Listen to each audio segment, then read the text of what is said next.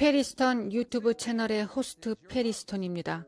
시간을 내주셔서 감사합니다. 이 내용은 길지 않겠지만 매우 흥미로울 것입니다.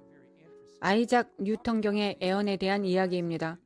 당신은 자라면서 초등학교, 고등학교 또는 대학에서 그 이름을 들어본 적이 있을 것입니다. 뉴턴은 만유인력의 법칙과 많은 물리 법칙을 발견한 17세기 과학자였습니다. 아이작 뉴턴의 300년 된 지도와 아이작 뉴턴경의 그림과 글이 전시되어 있습니다. 그를 연구하고 그의 논문을 연구한 연구원들이 놀란 것은 아이작 뉴턴경이 구약과 신약의 숫자를 주로 사용하여 애언에 대해 썼다는 것을 발견한 것입니다. 실제로 그는 최초의 기독교 시온주의자 중 한 사람이었습니다. 팔레스타인 지역의 유대인 국가 건설을 목적으로 한 민족주의 운동을 진행한 사람 중에 한 명이었습니다. 그래서 뉴턴을 연구한 사람들이 놀랐습니다. 그의 글을 보면 그가 다른 어떤 주제에 대해서도 그랬듯이 종말에 대한 예언과 예측이 있으며 성경을 근거로 많은 글을 썼습니다. 그는 다음과 같은 글을 썼지만 이 모든 큰 인용문을 제공하지 않을 것입니다. 우리가 그렇게 하면 2시간짜리 다큐멘터리가 될 것입니다. 하지만 시간 전략을 위해 여러분께 요약해서 말씀드리겠습니다. 그는 다니엘서에 기록되고 예언된 대로 죽은 자의 부활에 대해 썼습니다. 다니엘서 12장에서 죽은 자의 부활에 대해 이야기합니다. 그는 북방 왕에 관해 썼는데 이것 또한 선지자 다니엘의 마지막 때 예언에 있어서 매우 두드러진 주제이기도 합니다. 그는 신약을 사용하여 큰 배교에 대해 썼습니다.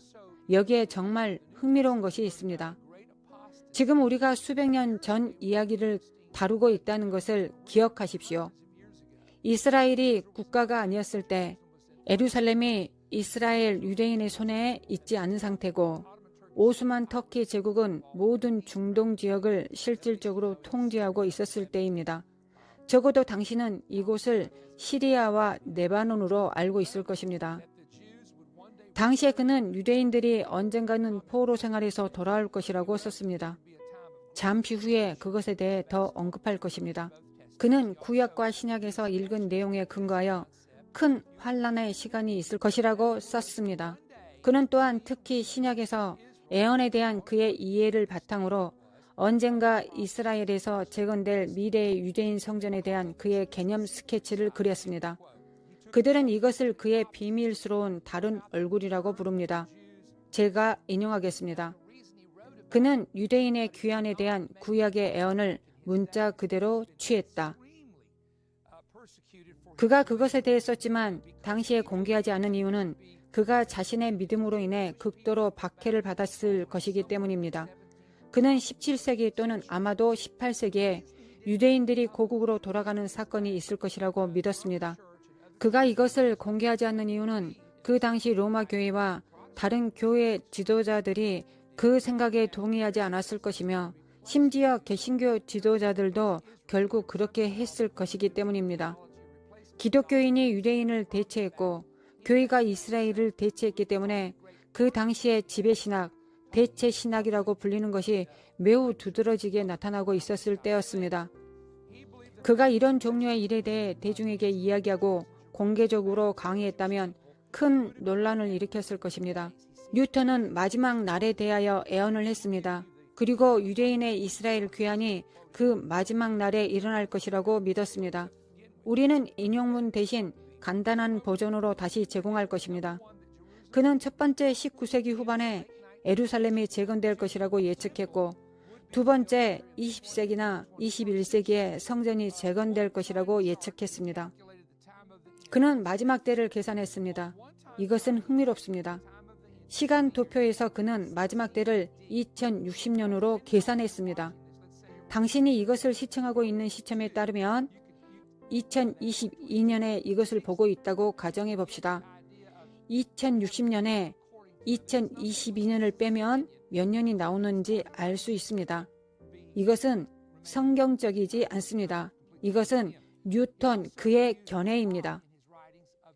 그의 계산에 따르면 마지막 때까지 몇 년이 남아있는지 계산이 되실 것입니다. 그는 또한 다른 측정으로 숫자 666을 그의 저술에서 많이 사용했습니다. 그는 이 숫자에 따른 의미들을 믿었고 이것은 매우 애언적이었습니다. 왜냐하면 그의 시대 대부분의 사람들이 이것을 결코 믿지 않았기 때문에 이것은 매우 애언적입니다. 그는 유대인들이 그들의 고국으로 돌아갈 것이라고 믿었습니다. 이것은 예수 그리스도의 재림과 그리스도께서 다시 오실 것이라고 하신 약속과 관련이 있습니다. 이제 가장 재밌는 것 중 하나를 여러분과 나누겠습니다. 이사야서 11장 14절에서는 열방에서 이스라엘로 돌아오는 유대인에 대해 이야기합니다. 블레셋 사람의 어깨를 타고 날아갈 것이라고 기록되어 있습니다. 그들이 서쪽으로 블레셋 사람들의 어깨에 날아앉고 함께 동방 백성을 노력하며 에돔과 모압의 손을 대며 암몬 자손을 자기에게 복종시키리라. 아이작 뉴턴 경이 그것을 읽었을 때는 비행기가 발명되거나 비행기 여행이 일어나기 수백 년 전 일이었습니다. 그는 이것을 문자 그대로 받아들였고 언젠가 유대인들이 돌아올 때 그들은 그곳에 가기 위해 실제로 공중으로 날아갈 것이라고 말했습니다. 볼테르는 모든 형태의 기독교를 공격하려 했던 유명한 이교도입니다. 그는 이렇게 말했습니다. 기독교가 똑똑한 사람들을 어떻게 바보로 만드는지를 보라.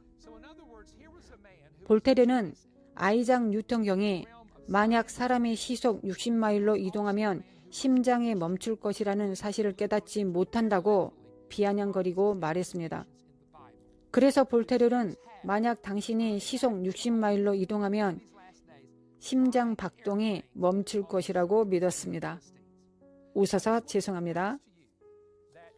그러나 킹스 칼리지의 스노벨린 교수가 이 진술을 인용했습니다.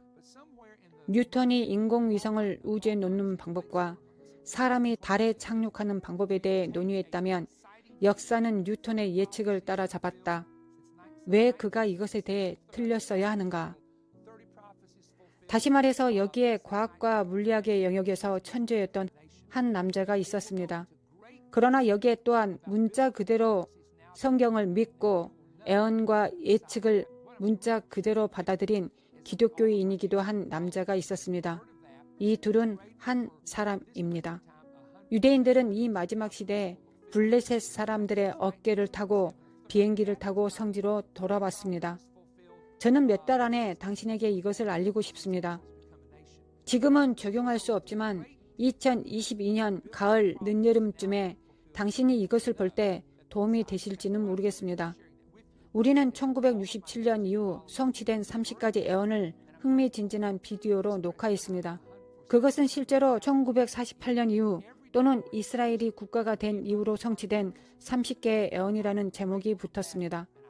당신에게 지금 성취되고 있는 성경의 애언에 대해 아주 자세하게 설명할 것입니다. 당신은 메시아가 오고 있다는 것을 알게 될 것입니다. 우리는 모두 마지막 날에 살고 있음을 압니다. 대적은 시간이 얼마 없다는 것을 알고 크게 노하여 내려옵니다. 요한은 심지어 마귀가 밤낮으로 하나님 앞에서 형제들을 참수하는 고발자라고 했습니다. 우리는 마지막 날에 살고 있음을 압니다. 우리는 계속 견디고 기도하고 그리스도 안에서 단결해야 합니다. 다시 한번 감사합니다. 하나님의 축복이 있기를 기도합니다.